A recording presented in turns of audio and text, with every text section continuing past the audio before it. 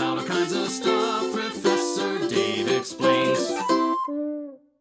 So far in this series, we have been focusing on a particular region of the world, but the Indian subcontinent was the site of one of the three earliest civilizations of the Old World, along with Mesopotamia and Egypt.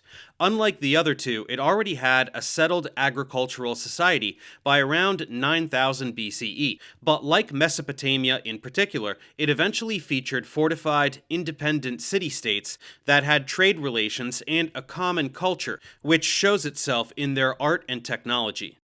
Unfortunately, we have no texts that would tell us about their history or ideas, like we do for Mesopotamia and Egypt. Therefore, we must try to learn what we can from the impressive material remains they left behind.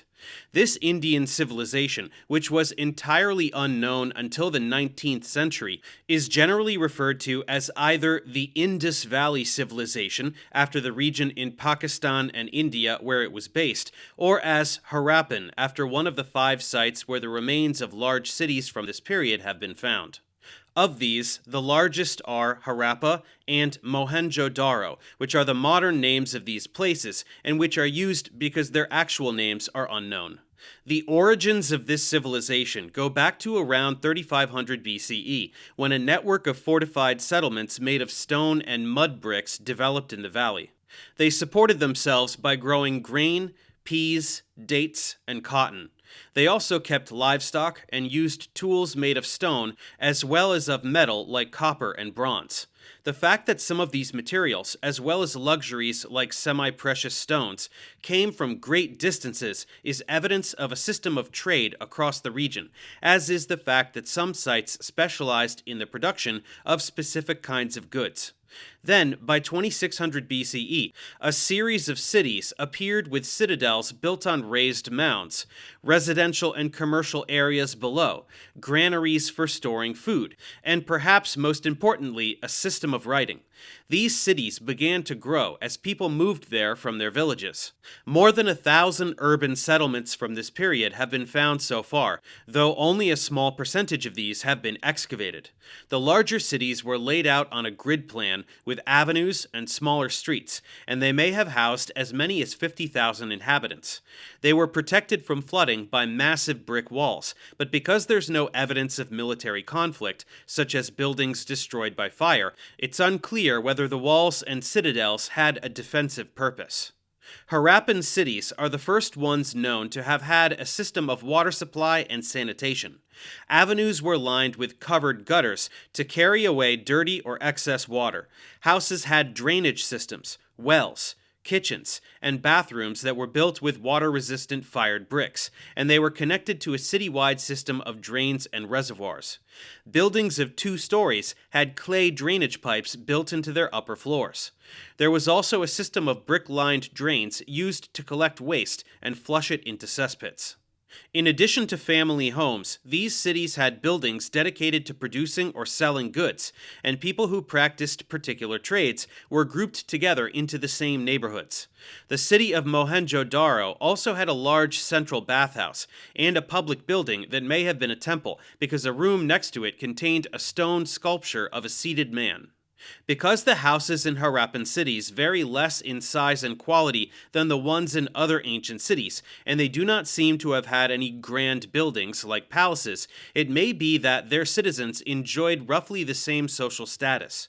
Harappan graves are also much more egalitarian in the amounts of wealth they showed off, as compared with Egyptian ones. Metalworking was a common Harappan industry, as tools, weapons, and figurines were made from copper or sometimes bronze, which was produced by combining copper with tin and arsenic. Beads were also a common commodity, made from stones like carnelian, shells, and ivory. These products have been found in the Mesopotamian region of Sumeria, which traded with the Indus Valley during the later 3rd millennium and the early 2nd BCE, and paid for its imports with tin, silver, and wool. They have also been discovered in Central Asia, Iran, and northern and western India. Other commodities that were brought to the valley included jade from China, minerals from Afghanistan, and cedar wood from the Himalayas. The uniform character of the pottery and other goods produced by this society, which may have included all of modern-day Pakistan and some areas beyond it, and the spread of common systems of writing and measurement, signify a single unified culture. But because there is no evidence as to whether Harappan civilization was a single centralized state, like the ones in which the Hittites and Assyrians lived, its political structure is open to debate. The Harappan system of writing, which was carved on the stone stamps that were used to impress seals into pottery and other objects, has long mystified modern scholars. It consists of nearly 500 separate symbols, and no parallel texts of the sort that were used to decipher both hieroglyphics and cuneiform have been discovered. The number of symbols does, however, suggest that, as these other systems sometimes did, the Harappan script represented not letters, but entire words or ideas. Yet, despite the large variety of symbols, most of the sequences that have been found contain only 4 or 5 that are not arranged into any obvious patterns, and the longest of all is 26. This has led some scholars to question whether this is even writing in the conventional sense, as opposed to symbols like the ones used on medieval crests or flags. And even if it is writing, there is no way of knowing how closely related the language it recorded was to any of the various families of language, such as the Dravidian, that have been spoken in India in more recent times. The cities of the valley also had a common system of weights and measures, which were used in the construction of their buildings. Even the bricks were of uniform size. The measures were based on a decimal system, with the smallest weight being less than 2 grams and the smallest length less than 2 millimeters. Their water and sanitation systems, as well as engineering projects like large canals and docks, suggest that this system of measurement was a practical necessity. Starting around 2000 BCE, the Harappan civilization began to disappear as large cities were replaced by smaller towns, and the uniformity that had been the norm came to an end. The infrastructure of the cities also started to disintegrate. Trade with distant regions became less common, and the Harappan script fell out of use. Human remains from this time also show more signs of physical violence, and valuables were hidden away in hoards, which suggests a fear of sudden attack. Several theories have been suggested for this shift, such as slow or rapid changes in climate.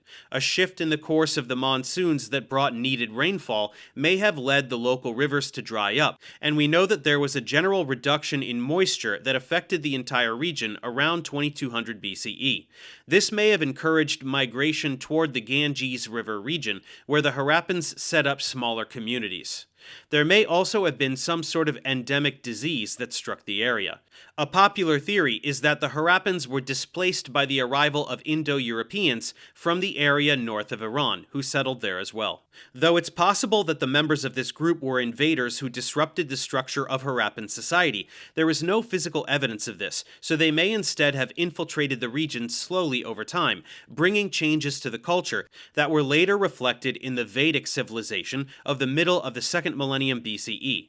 The Rig Veda, which is one of the religious texts that give this civilization its name, portrays a rural and nomadic life based on agriculture and raising animals, rather than the urbanized and craft-based society of the Indus Valley. It also mentions things like iron tools and horses, which seem to have been unknown to the Harappans.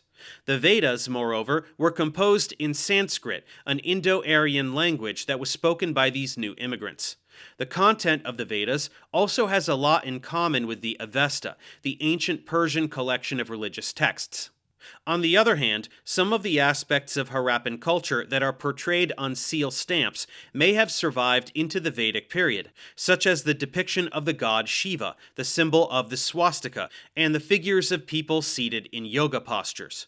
This leaves open the question of how much continuity there was between one culture, which we know about from its material culture only, and another that is entirely defined by the literature it produced.